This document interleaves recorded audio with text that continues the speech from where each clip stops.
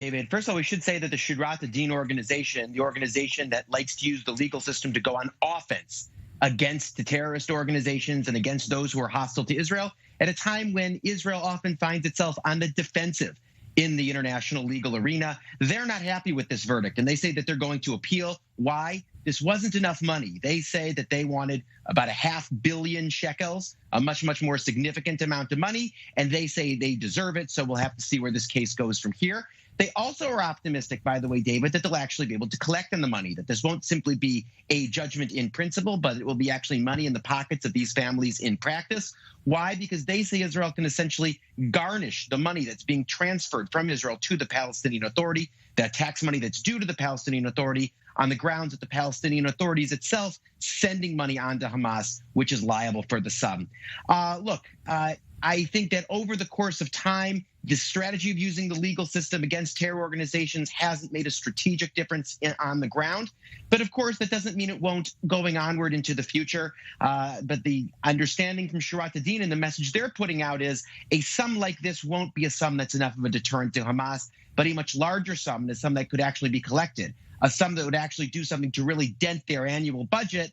That's something that actually could be a deterrent and could incentivize these organizations not to engage in acts like these. Again, from that to actually making that happen in practice, both in winning the verdict and collecting on the judgment and having it be a dent in those organizations' budget that they can't recoup from elsewhere, that's, of course, an open question. But it's certainly a nonviolent strategy and a new strategy for Israel and pro-Israel organizations to take.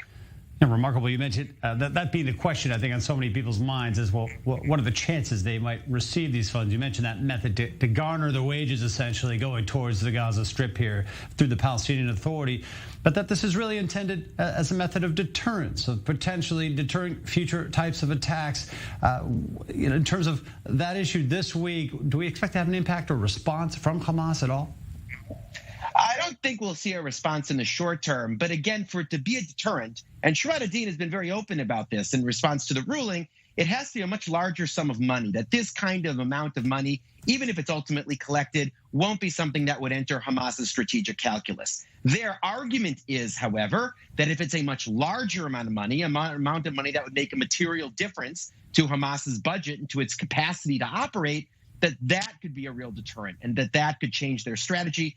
David, that's an open question. Don't forget, Hamas is an organization that by definition that defines itself as a resistance organization in their language and engages in acts that meet, I think, any definition of terrorism. So again, whether even a large amount of money would be enough to deter an organization from carrying out what it sees as its very purpose, that's an open question, as is the question of whether they could simply recoup the money as income from elsewhere and from some other source, whether there might be some other entity or country or state to come in and simply make up the difference. But certainly it doesn't hurt Israel's cause to have a judgment like this or to have a much larger judgment. And that's the basis on which Shurat ad-Din, I think, is operating.